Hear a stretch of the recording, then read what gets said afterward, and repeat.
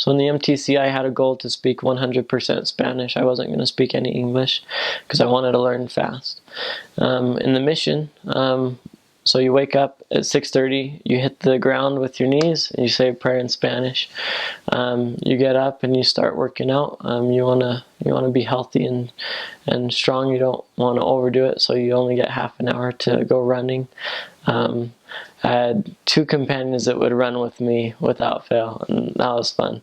Other companions, we'd do push-ups and things, memorize scriptures in between push-ups in Spanish. That was cool. I had a goal not to kiss a girl after my mission till I memorized the 100 scripture masteries in Spanish. I'm like, I've got 2 years. And then towards the end of my mission, I was trying to put them down pretty quick, but I got them done, so that was fun. And it's a good thing in between workouts to maybe memorize a scripture or study something, so that you've got that extra spiritual workout as well. You're not just running. But I don't know, Elder Alonso would go running with me, Elder Estrella. Elder Alonso wanted to learn English for some reason. He's more legal than I am. And I'm so glad that he's a citizen here in the United States. And so we'd go running. He'd try and speak English to me all day, and I'd try and speak Spanish to him all day. So it was pretty funny. But other companions would do really well at teaching me Spanish, and I'd do my best to teach them English. We'd have the most important part of your entire mission is between, I think it's 8 and 10.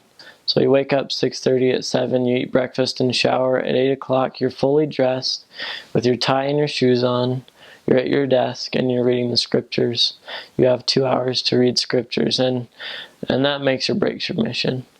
If you prepare that day, that's how your day will go. So if you study something, the Lord and the Spirit will direct you to implement that and bless someone either that day or the next, but you'll be more prepared to teach the Word to people. So I would study in English as well as Spanish. So the first hour would be just your regular scripture study, not just for you, not just to get happy, but to think, hey, I've got these people I'm trying to help follow Jesus Christ. This person's smoking right now. I need to help them understand that they can, through the atonement of Jesus Christ, stop smoking. What am I going to study for them? It's not about what am I going to study for me to feel happy. It's here are my investigators that I care about. I'm preparing for them. So what scriptures am I going to learn? How can I help them? And then that's what I study.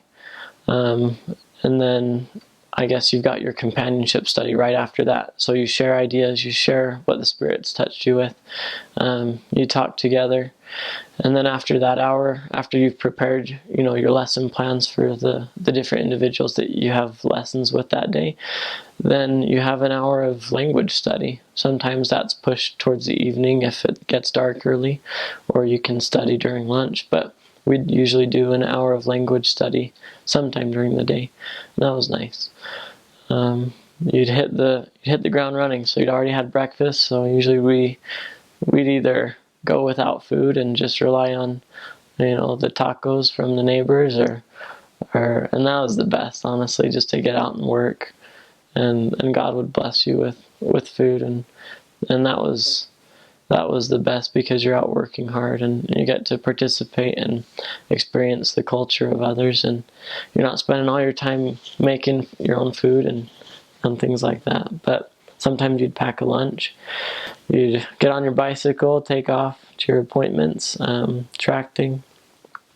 The most effective work is with members, not tracting.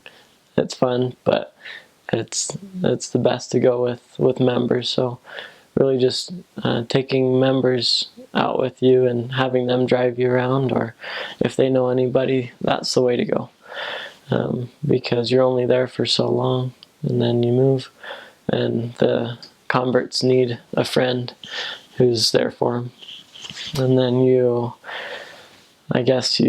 have lunch, you'd just teach as many lessons as you can, and then you would return home by 9 o'clock, I think, it's been 2 years, so I think that was when you'd get home.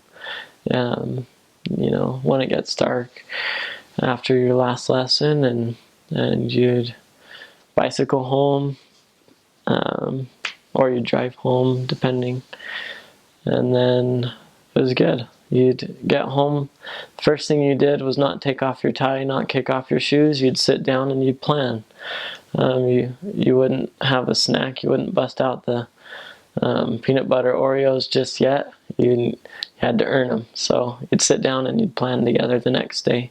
Because if you fail to plan, you plan to fail. So you'd sit down and you'd talk about the day, how it went, and you'd plan the next day, which you'd already had mostly planned from your weekly planning the week before. But you'd fill in the gaps. You'd have a backup plan for every single hour of the day. You're very effective with your time because it's the Lord's time. And you'd plan and you'd prepare for the next day, and you'd set up any last appointments that you hadn't already in your planner, and then you'd be good to go.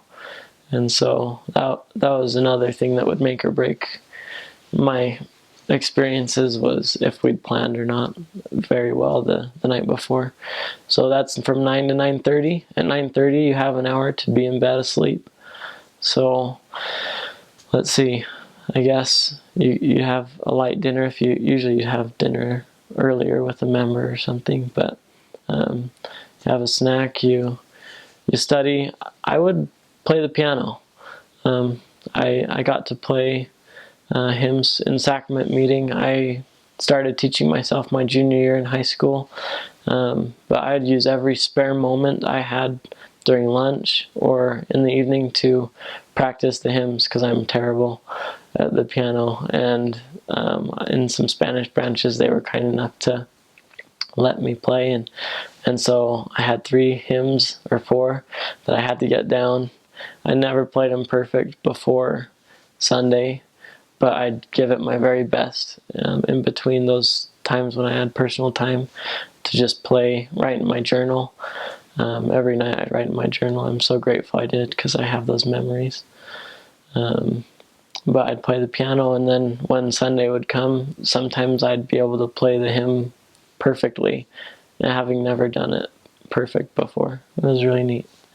I learned a lot on my mission, and I guess you are called to teach, not just to learn, but you learn so much. And the food, the culture, and the language is something so beautiful. I had the privilege of learning Spanish in high school. Before my mission, I'd read the Book of Mormon in Spanish completely before entering the MTC and before I got my call. I really wanted to go to China and had started reading the Book of Mormon in Chinese, but I loved my mission, and I loved speaking Spanish. I loved speaking English too. There's something really, really neat about having to be humble. Mi español no es perfecto, so my Spanish isn't perfect, and it's nice to humble yourself and try and teach something so important like the gospel in a different language, because it helps you realize that you need to rely on the Lord, not on your common vernacular, your big words in English that you know. It's really easy to just throw words around in English or something that you're so familiar with, but when you have to work so hard just to say something in a different language, it really helps you appreciate the power of words and the message that you're sharing. I love Spanish, and it's just, I think whenever I speak Spanish, there's kind of a spirit to it because it's my mission language, and it's hard to say things that aren't gospel related in Spanish sometimes.